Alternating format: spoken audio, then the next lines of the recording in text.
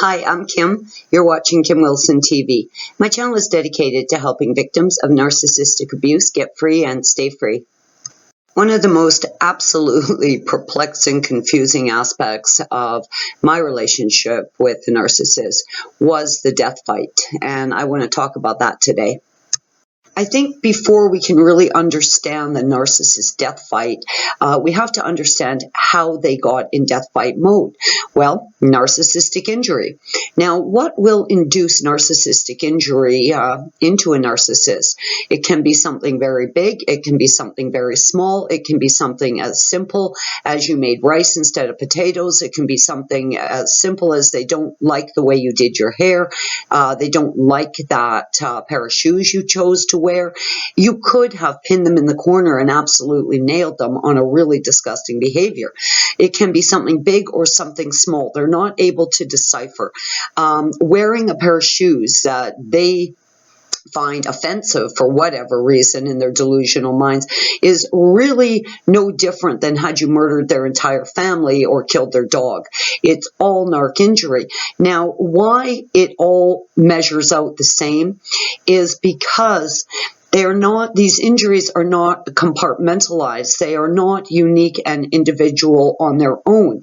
It's not like there was a little event or there was a big event. It's all the same to them. It's all catastrophic. It's all epic. It's all life-threatening. It threatens their absolute existence, the core of who they are. It threatens all of them to the point that they just can't decipher. I mean, they really cannot decipher a small narcissistic injury that in a normal human being wouldn't even register to something absolutely huge, because these things are not unique events to them. When a narcissistic injury occurs, it brings up all of it, all of their lifetime pain, all of their lifetime hatred for themselves, for other people. It brings up their inability to love, their disconnect from humanity. It recreates every horrible moment throughout their entire lifetime. So it is not a unique event. It's all of it. And that's why their reaction to a narcissistic injury is so crazy, over the top, out of this orbit. I mean, it's absolute insanity. And this bizarre reaction, this over-the-top reaction to something very small is extremely common. Now, this puts them in absolute fight to the death mode. Like, they believe in their delusional state that they must absolutely defend themselves, though you have no idea what's going on, and I never had any idea what was going on. But it was very obvious when the narcissistic injury occurred, though I had no idea what it was. We could be cooking dinner. I could have said, no, I'm making potatoes tonight. I've already got them washed. I'm just cutting them.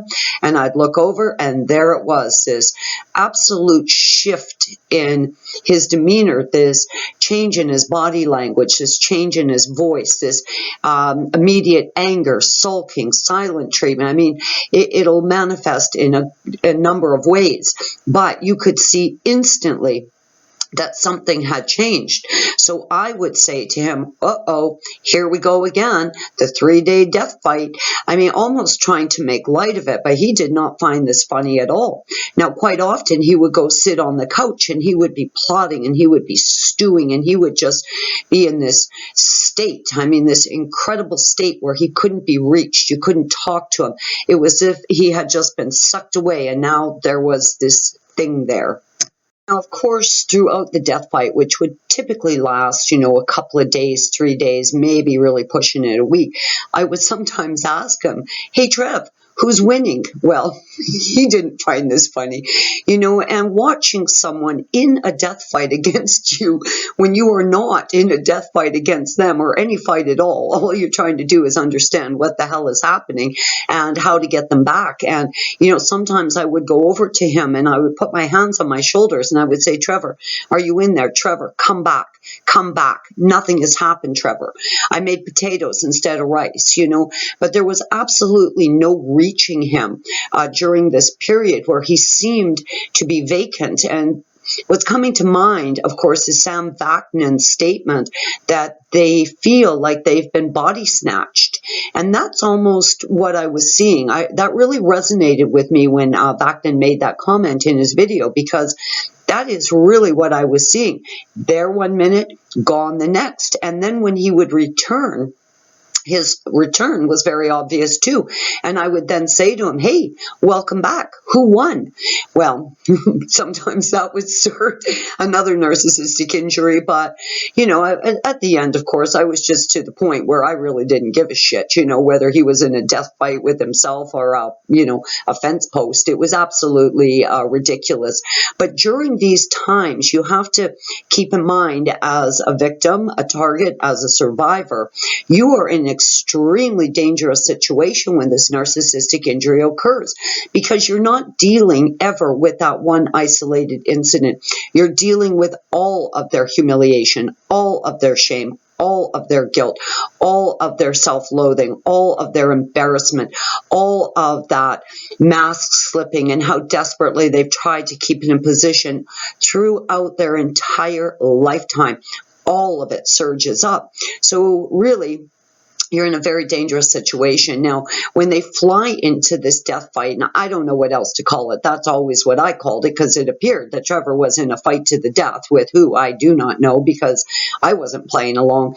But these are times when you'll find gaslighting can become really excessive, name calling, they can become physically violent. This is when infidelity will really start to surge, and when they can absolutely justify every bit of this disgusting behavior.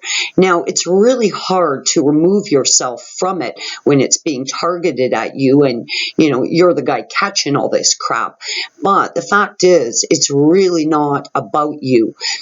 You may have ignited this tiny flame, causing the narc injury in that moment, though you may have no idea what you said or did or why they found that so offensive. But what you're really dealing with is the entire misery, shame, and humiliation of their entire lives.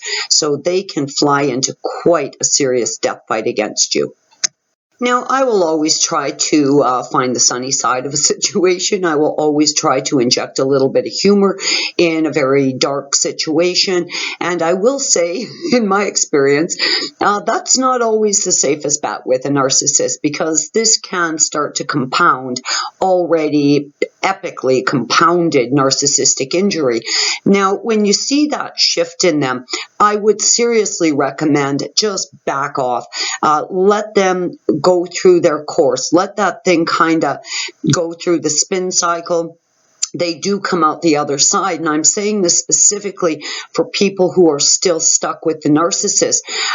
You are not dealing with one isolated incident. You are dealing with a lifetime of misery. You are dealing with a lifetime of humiliation. And they are never more vulnerable, never more volatile, never more dangerous than they are in this moment of narc injury and death fight. So you really need to consider your own safety first. Now, if you are still stuck with the narcissist, please always take the side of caution to ensure your personal safety as you continue to build your exit strategy. I'm Kim. You're watching Kim Wilson TV. I hope you guys are having a great narc-free day. Peace be with you. Love you guys lots.